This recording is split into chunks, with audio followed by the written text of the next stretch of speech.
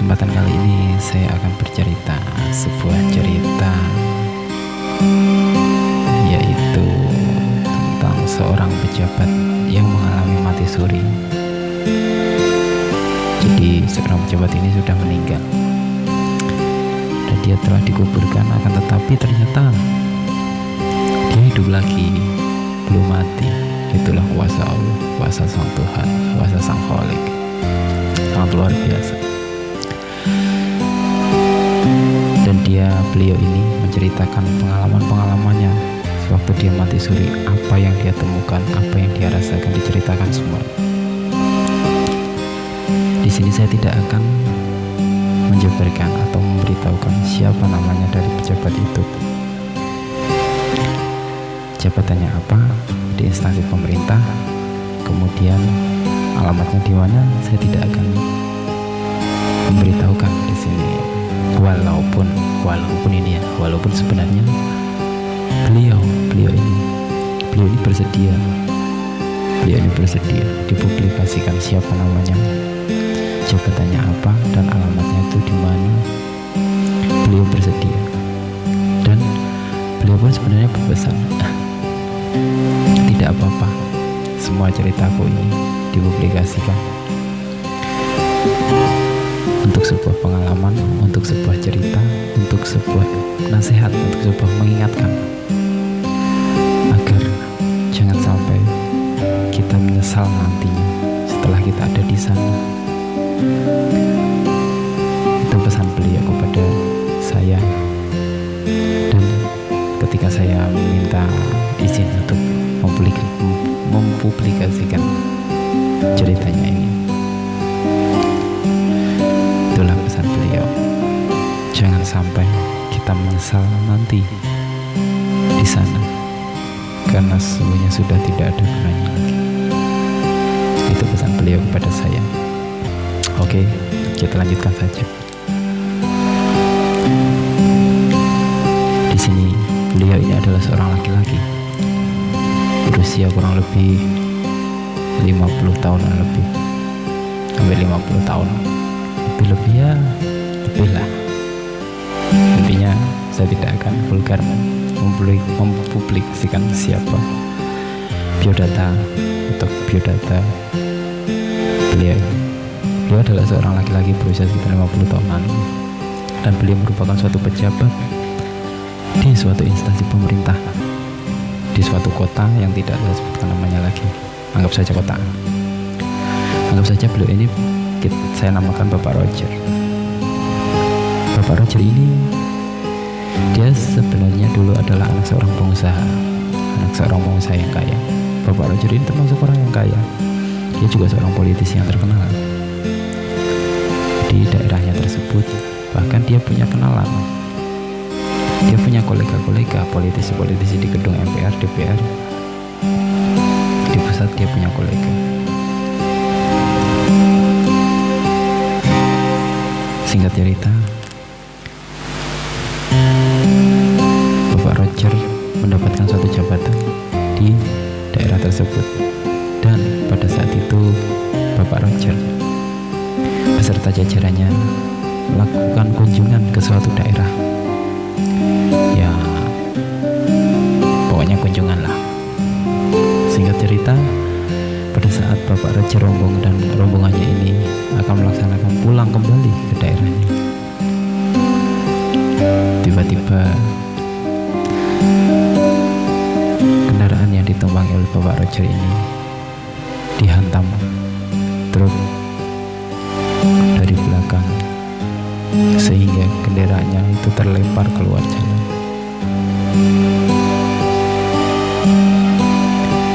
Dan seketika Bapak Roger, kemudian temannya, rekannya ini juga sama-sama pejabat, dan yang di depan adalah sopirnya, tewas seketika di tempat kejadian.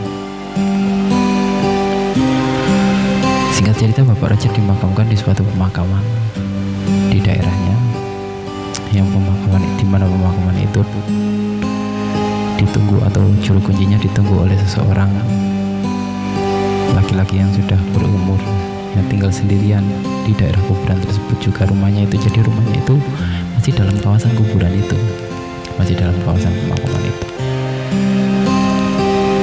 Kita panggil saja namanya Mbah Darmo. Mbah Darmo ini udah cukup tua, usianya udah sekitar ya 60 sampai hampir mendekati 70 tahun, benar-benar sudah tua. Singkat cerita, pada malam pertama, kedua, dan ketiga setelah pemakaman dari Bapak Roger ini, memang Mbah Darmo memang merasakan ada sesuatu yang aneh, yang biasanya tidak pernah, ya walaupun pernah mendengar sesuatu yang aneh-aneh, tapi ini lain. Mbah Darmo mendengar seorang itu berteriak-teriak meminta tolong, seperti orang kesakitan. Akan tetapi Mbah Darmo ya karena sudah terbiasa, akhirnya beliau ya cuek aja ya. Puncaknya adalah ketika, kalau tidak salah kata Mbah Darmo, malam ke-8 saat setelah Pak Roger dimakamkan, beliau benar-benar mendengar rintihan waktu beliau melewati makam dekatnya makam Pak Roger. Beliau mendengar rintihan kesakitan meminta tolong pada malam ke-8. Akan tetapi kembali lagi Mbah Darmo cuek, karena mungkin ya pikirannya sebenarnya udah macam-macam, ada apakah gerangan. Akan tetapi Mbah Darmo tetap berpikir positif thinking. Singkat cerita, pada malam ke-9 dan ke-10 kembali lagi terjadi suara-suara seperti itu. Kembali lagi Mbah Darmo dengar, dan akhirnya pada malam ke-10 itulah, karena beliau itu benar-benar penasaran, akhirnya Mbah Darmo tanpa seizin dari keluarga Pak Roger, Mbah Darmo membongkar kuburan Pak Roger. Dan setelah dibongkar kuburannya, karena memang pada saat itu Pak Roger kuburannya itu dia dikubur di dalam peti, jenazahnya di dalam peti dan dikubur bersama peti matinya itu tersebut. Saat petinya dibuka, ketika udah nyampe dan petinya dibuka, alangkah terkejutnya Mbah Darmo itu melihat Pak Roger itu ternyata masih bernapas, masih hidup. Seketika Mbah Darmo langsung membawa Pak Roger ke rumahnya. Mbah Darmo langsung kembali lagi merapikan kuburan Pak Roger, dan Pak Roger dibawa ke rumahnya. Pak Roger dirawat oleh Mbah Darmo kurang lebih sekitar 1 bulanan, dikarenakan kondisi Pak Roger yang sudah lemah yang pertama, dan yang kedua karena luka dari saat Pak Roger itu kecelakaan di dalam mobil itu cukup membuat Pak Roger tangan sebelah kanannya ini sudah retak atau gimana, saya kurang paham ceritanya. Yang jelas tangannya sudah tidak normal lagi.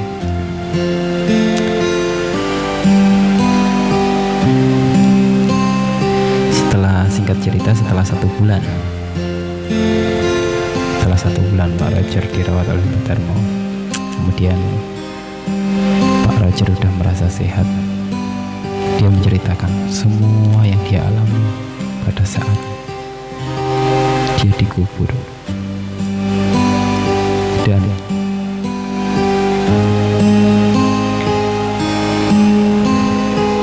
apa yang dirasakan, apa yang dilihat, apa yang dihadapi oleh Pak Roger ini saat beliau menceritakan kepada saya benar-benar membuat saya takut. Pak Roger bercerita ada 2 sosok seseorang. Beliau datang dan bertanya, siapakah Tuhanmu? Saat Pak Roger ditanya seperti itu, beliau menjawab, Tuhanku Allah. Karena semasa hidupnya walaupun dia seorang pejabat, Pak Roger juga termasuk orang yang rajin beribadah, dan beliau juga termasuk orang yang pandai dalam membaca Quran dan juga rajin mengikuti pengajian.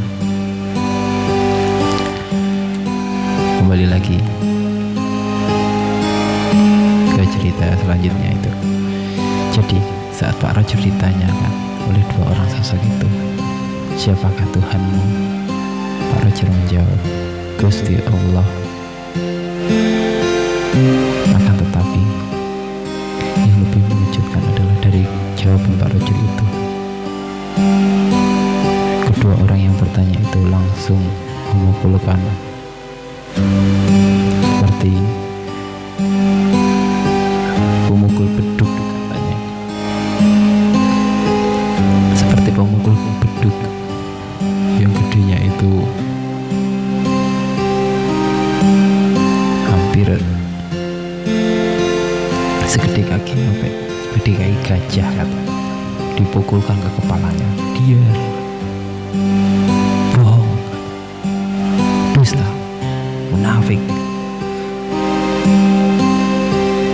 Pak Roger mengarang-arang kesakitan dan beliau bertanya, kenapa engkau memukulku? Padahal aku telah menjawab pertanyaanmu. Kau bertanya siapa Tuhanku dan aku menjawab Tuhanku Allah. Kembali lagi Pak Roger dipukul kepalanya.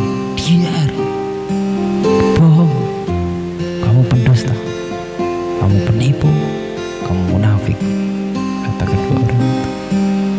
Kejadian itu terus berulang-ulang, apalagi setiap beliau mendengar azan maghrib. Pasti kedua orang itu datang dengan membawa pemukul beduk itu. Tak sampai di situ, cerita-cerita mengerikan lagi. Bahkan beliau dicambuk dengan cambukan. Ada yang beliau dipukul dengan sebatang besi, hanya sebatang besi katanya itu, tapi besinya itu panas menyala. Dipukulkan di pas bagian dada ini sampai ke bagian jidat, jadi jidat hidung turun ini dipukulkan, plak. Kamu pembohong, kamu pendusta, kata dua orang. Kamu bilang bahwa Tuhan kamu Allah, tapi kelakuanmu di dunia seperti itu. Kamu bohong, kamu pendusta. Pak Roger menceritakan itu semuanya.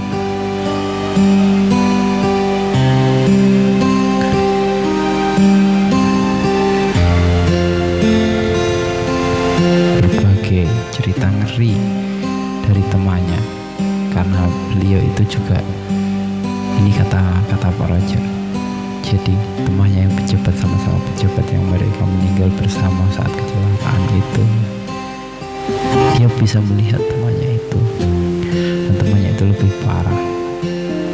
Ada dua sosok datang, diinjaklah dadanya ini sampai keluar tulang rusuknya itu, sampai patah beratur. Diinjaklah perutnya, diinjaklah kemaluannya, diinjaklah mukanya sampai matanya keluar. Kata saya, Pak Roger menceritakan sambil menangis. Kemudian Pak Roger berkata, Mbah Darmo pada waktu itu bertanya kepada Pak Roger, memangnya apa yang telah Bapak lakukan selama hidup di dunia kemarin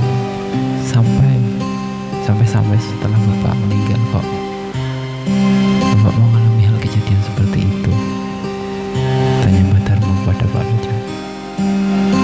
Pak Roger pun menjawab,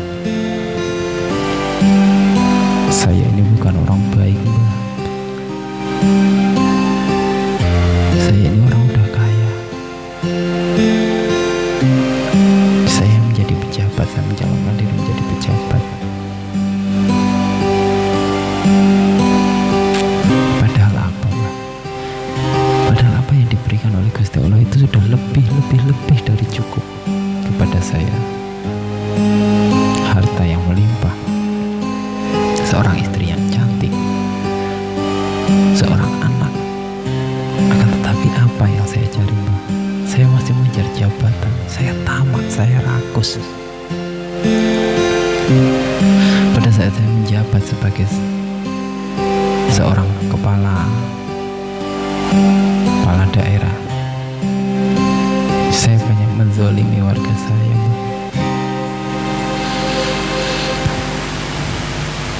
Pada saat itu ada seorang warga yang meminta izin untuk mendirikan panti asuhan.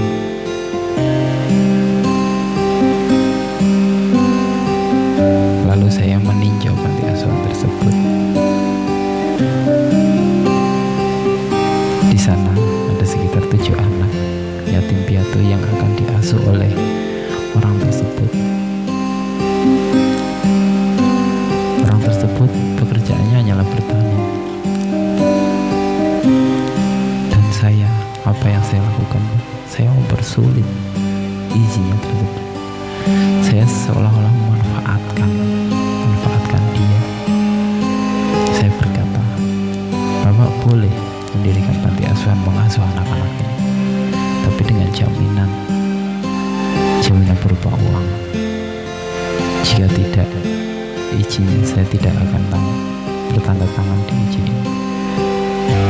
Saya bisa saja menutup panti asuhan ini dan melaporkan Bapak ke polisi dengan tuduhan Bapak mengerjakan anak di bawah umur. Saya ini brengsek, saya ini bejat.